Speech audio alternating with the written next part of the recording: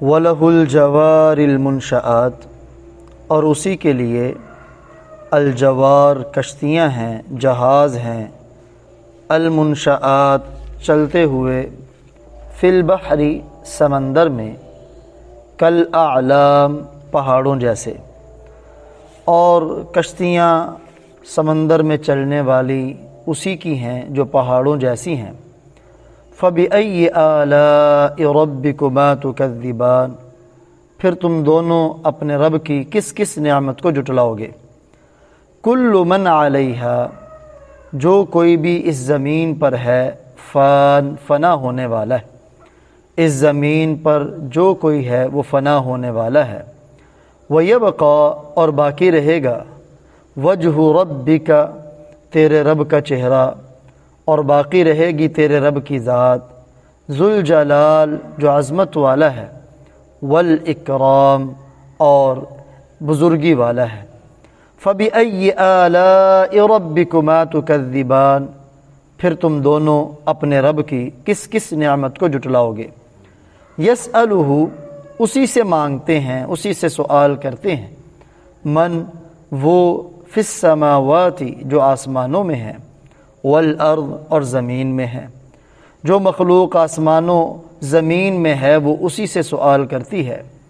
کل یوم، ہر روز، ہوا فی شأن، وہ ایک شان میں ہے۔ فبأي آلاء ربكما تكذبان، پھر تم دونوں اپنے رب کی کس کس نعمت کو جھٹلاؤ گے۔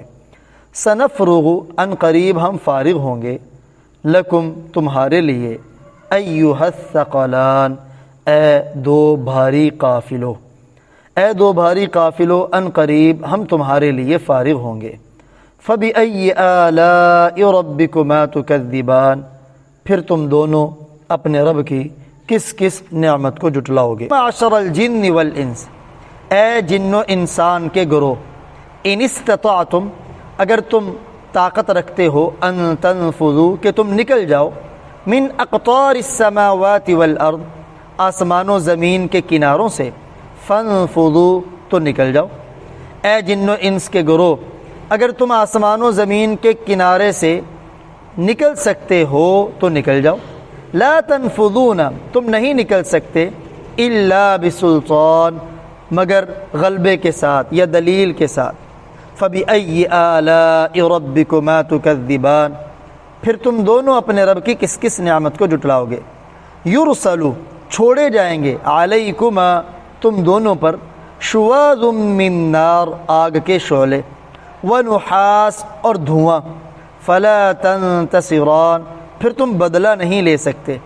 فبأي آلاء ربكما تكذبان، پھر تم دونوں اپنے رب کی کس کس نعمت کو جھٹلاؤ۔ جوار یہ جارن کی جمع ہے، عربی میں کشتی کو کہتے ہیں، اور اسی کے لیے کشتیاں ہیں۔ منشآت، اس کا معنی چلنے والی، فی البحر سمندر میں، اعلام، علم کی جمع ہے، پہاڑ کو کہتے ہیں، یعنی اللہ ہی کے لیے ہیں وہ کشتیاں جو سمندروں میں چلتی ہیں اور پہاڑوں جیسی دکھتی ہیں۔ سمندر میں جس نے سفر کیا ہو تو دور سے آنے والی کشتی یوں ہی نظر آتی ہے جیسے آگے کوئی جزیرہ آ رہا ہے، کوئی پہاڑ ہے، کوئی بڑی وادی ہے جس کے اندر کوئی اس طرح کا پہاڑ نظر آ رہا ہے، اپنے بڑے ہونے کی وجہ سے۔ اللہ تعالیٰ فرماتے ہیں ان کشتیوں کا پانی کے اوپر چلنا، ٹنوں ٹن وزن پانی کا اٹھا لینا اور اپنے اندر نہ ڈبونا اللہ کی بہت بڑی نعمت ہے۔ تو اے جن و انس، تم اپنے رب کی کس کس نعمت کو جھٹلاؤ گے۔ کل من علیہا فان، اس زمین پر جو کوئی ہے فنا ہونے والا ہے۔ وَيَبْقَى وَجْهُ رَبِّكَ، وجہ عربی میں چہرے کو کہتے ہیں، لیکن کبھی وجہ بول کر اس سے ذات بھی مراد لی جاتی، اور باقی رہے گی تیرے رب کی ذات جو عظمت والی اور بزرگی والی ہے، یعنی ہر چیز کے لیے فنا ہے، بقا صرف اور صرف اللہ کی ذات کے لیے ہے، اللہ کے سوا کوئی باقی رہنے والا نہیں۔ فَبِأَيِّ آلَاءِ رَبِّكُمَا تُكَذِّبَانِ، پھر تم دونوں اپنے رب کی کس کس نعمت کو جھٹلاؤ گے۔ يَسْأَلُهُ مَنْ فِي السَّمَاوَاتِ وَالْأَرْضِ، آسمان و زمین کی مخلوق اللہ ہی سے مانگتی ہے، یعنی جو بھی زمین کے اندر مخلوق ہے اس کو چونکہ دینے والی ذات اللہ ہی کی ذات ہے، اس لیے سارے کے سارے اللہ کے در کے سوالی ہیں۔ اور حدیث مبارکہ میں آتا ہے اگر اللہ سے جو بندہ نہیں مانگتا تو اللہ تعالیٰ اس سے ناراض ہوتے ہیں، اور جو اللہ سے جتنا زیادہ مانگتا ہے اتنا ہی زیادہ اللہ خوش ہوتے ہیں، جبکہ مخلوق کا معاملہ اس سے برعکس ہے، آپ کسی سے مانگیں گے تو وہ آپ پر ناراض ہوگا۔ چنانچہ اکبر علی آبادی شاعر گزرے ہیں مرحوم، وہ فرماتے تھے اسی سے مانگ جو کچھ مانگنا ہے اے اکبر، اسی سے مانگ جو کچھ مانگنا ہے اے اکبر، یہی وہ در ہے جہاں ذلت نہیں سوال کے بعد، وہاں مانگنے کے بعد شرمندہ نہیں ہونا پڑتا۔ کل یوم ہوا فی شأن، ہر روز وہ ایک نئی شان میں ہوتا ہے، یعنی اللہ تعالیٰ کی شان کسی بادشاہ کو گدا کر دیں، کسی گدا کو بادشاہ بنا رہے ہیں، کوئی بیمار ہو رہا ہے کسی کو بیماری مل رہی ہے تو کسی کو تندرستی مل رہی، کسی کو خوشی سے نوازا جا رہا ہے تو کوئی غمی کے اندر مبتلا ہو رہا ہے، ہر روز اللہ کی ایک نئی شان۔ فَبِأَيِّ آلَاءِ رَبِّكُمَا تُكَذِّبَانِ، پھر تم دونوں اے جن و انس اپنے رب کی کس کس نعمت کو جھٹلاؤ گے۔ سَنَفْرُغُ لَكُمْ، بہت جلد ہم تمہارے لیے فارغ ہو رہے ہیں، اے دو باری قافلو۔ سنفرغ عربی زبان کا ایک محاورہ ہے، امام رازی رحمہ اللہ تعالیٰ فرماتے ہیں جب کسی کو اچانک پکڑنا ہو تو اس کے لیے بولا جاتا ہے ان قریب میں تیرے لیے فارغ ہوتا ہوں۔ تو کیا مطلب؟ اللہ فرما رہے ہیں کہ تم جن کاموں میں مبتلا ہو جب میری طرف سے پکڑ آئے گی تو وہ اچانک آئے گی۔ دوسرے مفسرین نے اس کا ترجمہ کیا، مطلب بیان کیا، سنفرغ لکم کا مطلب ہے ان قریب ہم تمہارا ارادہ کریں گے، یعنی تمہارے حساب و کتاب کا ارادہ کریں گے۔ تم نے جو کچھ دنیا میں کیا ہوگا رتی رتی کا تمہیں حساب دینا پڑے گا۔ اے دو باری قافلو، زمین پہ بسنے والی مخلوقات تو بہت زیادہ ہیں، بہر کیف ان میں سے جن کو اللہ تعالیٰ نے عقل دی ہے وہ تین مخلوق ہیں۔ نمبر ایک فرشتے ہیں، نمبر دو جنات ہیں، نمبر تین انسان ہیں۔ ان تینوں مخلوقوں کو اللہ تعالیٰ نے عقل سے نوازا، لیکن فرشتے وہ چونکہ مکلف نہیں ہیں، ان کے اندر گناہ اور نافرمانی کا مادہ ہے ہی نہیں، اور جن و انس کے اندر اللہ تعالیٰ نے گناہ اور نیکی دونوں کا مادہ رکھا۔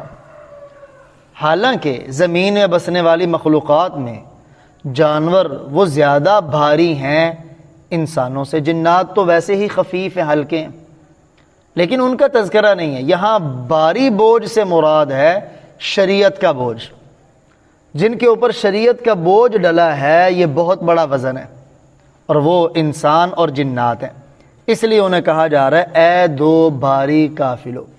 چنانچہ سورہ احزاب کی وہ آیت جس میں اللہ جل جلالہ فرماتے ہیں اِنَّا عَرَضْنَا الْأَمَانَةَ عَلَى السَّمَاوَاتِ وَالْأَرْضِ وَالْجِبَالِ، بالیقین ہم نے امانت کو پیش کیا آسمانوں پر، زمین پر اور پہاڑوں پر، فَأَبَيْنَا، پس انہوں نے انکار کیا، اَن يَحْمِلْنَهَا کہ یہ اسے اٹھائیں، وَأَشْفَقْنَ مِنْهَا اور اس بوجھ کو اٹھانے سے ڈر گئے، وَحَمَلَهَا الْإِنسان اس بوجھ کو انسان نے اٹھایا۔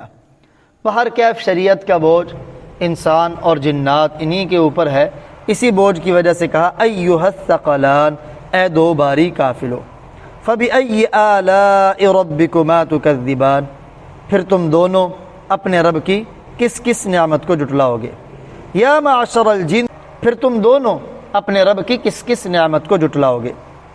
یعنی یہاں جنات اور انسان کو کہا گیا کہ جو تم نے گناہ کیے اللہ کی پکڑ تو آئے گی، کیا تم اللہ کی پکڑ سے بچنے کے لیے اللہ کی زمین اور آسمان سے باہر بھاگ سکتے ہو؟ اگر تمہارے اندر اتنا غلبہ اور طاقت ہے تو بھاگ جاؤ۔ جیسے دنیا کا نظام ہے نا، ایک ملک کے اندر کسی کے اوپر سزا ہو تو وہ ملک چھوڑ کر دوسرے ملک چلا جاتا ہے تاکہ حکومت وقت کی پکڑ سے بچ سکے، لیکن اللہ کی حکومت تو ہر جگہ ہے، تو فرمایا گیا تم کہاں بھاگ سکتے ہو، اگر بھاگ سکتے ہو تو بھاگ جاؤ۔ لا تنفذون الا بسلطان، سلطان کہتے ہیں دلیل کو، سلطان کا معنی غلبہ بھی ہے۔ تم نہیں بھاگ سکتے مگر غلبے کے ساتھ، کہ پہلے اللہ پر غالب آ جاؤ پھر بھاگ جاؤ۔ اور کون ہے جو اللہ پر غالب آئے؟ تم نہیں بھاگ سکتے مگر دلیل کے ساتھ۔ کیا دلیل ہے تمہارے پاس کہ تم بھاگ جاؤ گے؟ پھر تم اپنے رب کی کس کس نعمت کو جھٹلاؤ گے؟ تمہارے اوپر آگ کے شعلے چھوڑے جائیں گے، ونحاس، اور پھر دھواں ملے ہوئے، صاف آگ کے شعلے اور دھواں ملی ہوئی آگ کے شعلے تمہارے اوپر چھوڑے جائیں گے، اور تم بدلہ بھی نہیں لے سکو گے۔ ہندو تنظیم گزری ہے آریہ سماج، اس کا ایک پنڈت تھا، بڑا منہ پھٹ تھا، دیانت سرسوتی۔ اس نے اعتراض کیا کہ مسلمانوں تمہارے قرآن کے اندر ہے کہ تمہارے اوپر آگ کے شعلے چھوڑے جائیں گے، اور آگے اللہ فرما رہے ہیں کہ تم اپنے رب کی کس کس نعمت کو جھٹلاؤ گے؟ بھلا بتلاؤ آگ کے شعلے چھوڑے جائیں، اس میں نعمت کیا ہے؟ جو آگے کہا جا رہا ہے نا کہ تم اپنے رب کی کس کس نعمت کو جھٹلاؤ گے، اور پیچھے ذکر ہے کہ آگ کے شعلے، بھلا آگ کے شعلے یہ اللہ کی کوئی نعمت ہے؟ اللہ جزائے خیر دے علماء کرام کو، حجت الاسلام والمسلمین، قاسم العلوم والخیرات، بانی دار العلوم دیوبند، مولانا قاسم نانوتوی رحمہ اللہ تعالی، بڑا پیارا جواب دیا۔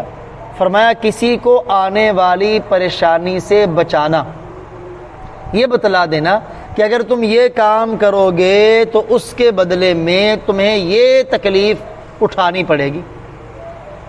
وقت سے پہلے کسی کو اس کے سزا کے بارے میں بتا دینا، یہ بھی نعمت ہے اللہ کی، کہ یہ کام کیا تو اس کا بدلہ یہ ہوگا۔